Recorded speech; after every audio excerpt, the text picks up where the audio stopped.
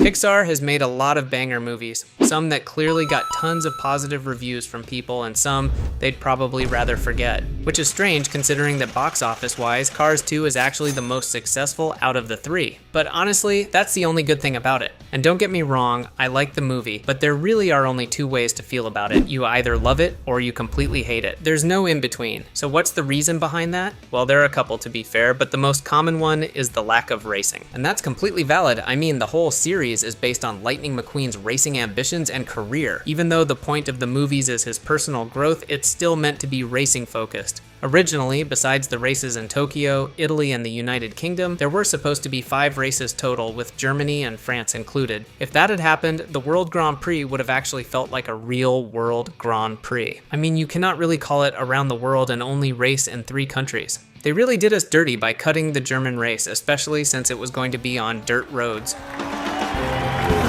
Welcome to Deutschland, everyone. You're watching Sebastian Citroën, French rally car extraordinaire. And as we know, Lightning McQueen is a specialist on that kind of surface. There are the 2 tight corners coming up, and then a straightaway. Got it, thanks.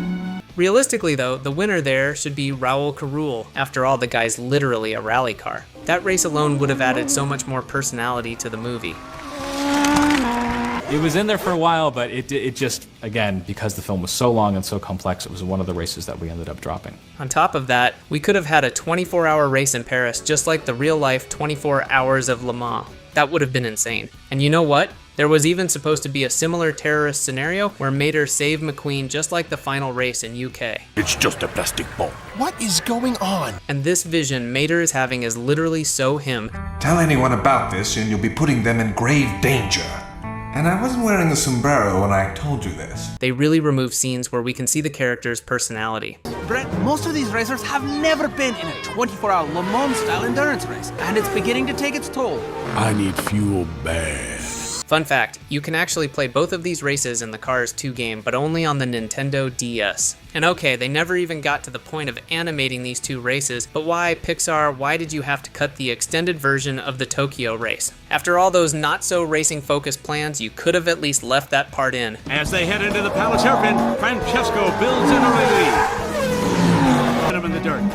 If he wants back in it... Not that it was absolutely essential, but man, there were some great moments in it. Like when Francesco really showed his playboy nature and gave Carla Veloso that freaky look. Queen and Francesco jockeying for position. Or when Lewis Hamilton straight up blocked Francesco from overtaking. And he's looking for more.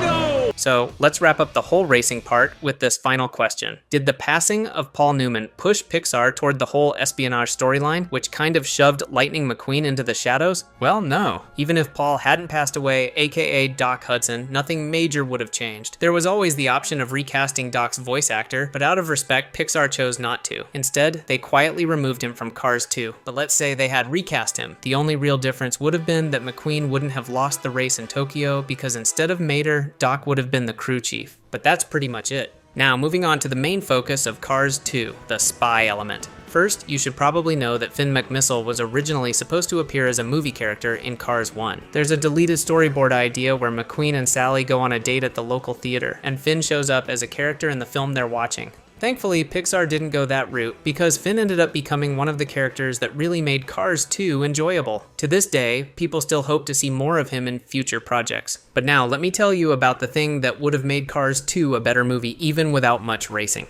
Meet Professor Zill. Originally, Miles Axelrod and Professor Zundap were supposed to be replaced by just one antagonist, and that was Zill. The concept was basically the same. He was behind the Lemons plot to turn the whole world against alternative fuels and make a massive profit out of it. The reason I think this would have fit the movie better is because Zill actually looked threatening, maybe even scary, if you were a 10-year-old kid watching for the first time. Not much is known about him except for the fact that he loved torturing agents, similar to how Professor Zundap executed Rod Redline, but in a much more brutal way. Not that being set on fire is not brutal, but I mean, it definitely asserts more dominance if you literally crush someone with a giant hydraulic car-crushing machine like Zill did, which is exactly what happened to Agent Healy here.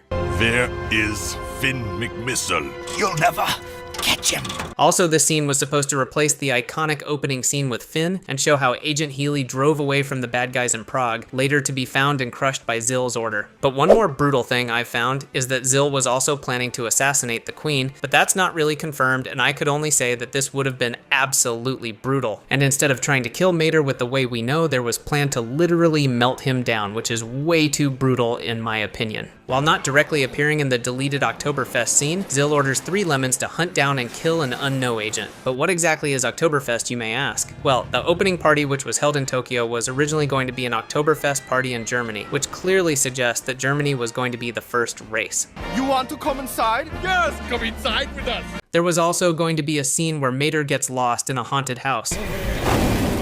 Proceeding to explore the scary attraction, he stumbles across an agent, and before he dies, he tells Mater something about Finn McMissile. Listen to me. You have to tell Finn McMissile.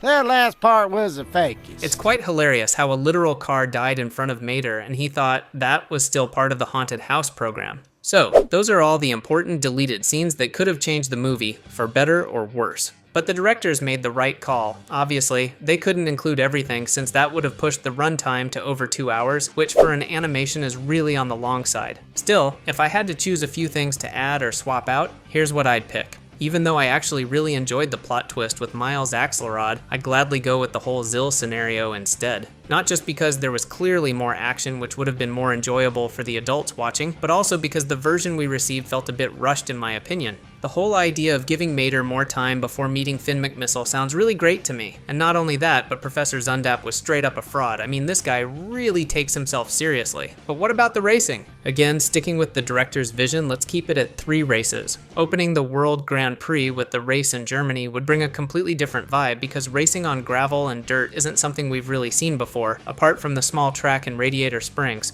Next, of course, I'd keep the Tokyo race since it's absolutely beautiful. And if they had gone with the extended version, it would have been an absolute blast. And for the final race, I'd completely remove the one in the United Kingdom. I'm sure we can all agree that was by far the worst race of them all. Replacing it with the 24-hour endurance race would have been the best move Pixar could have made, since those 24 hours would give the whole espionage plot twist much more time to develop. Yeah, maybe this way the movie would go a bit over 2 hours, but I'm sure many would agree that it'd be worth it, or maybe not. Let me know in the comments how you would have constructed it. And it's not like the version we got is all that bad. I'm sure most of us enjoyed it when we were kids, but if you rewatch it now, you'll start noticing a lot of holes in the plot. It's also a well-known fact that Cars 2 was made primarily to sell more merchandise, as well as to fulfill John Lasseter's desire to make a spy movie. But if I'm being honest, it probably would have been best if, between the much-desired spy movie and the first Cars, we got one more racing-focused film about Lightning McQueen's career. I don't know, there are lots of things that could have been different, but we cannot change anything no more.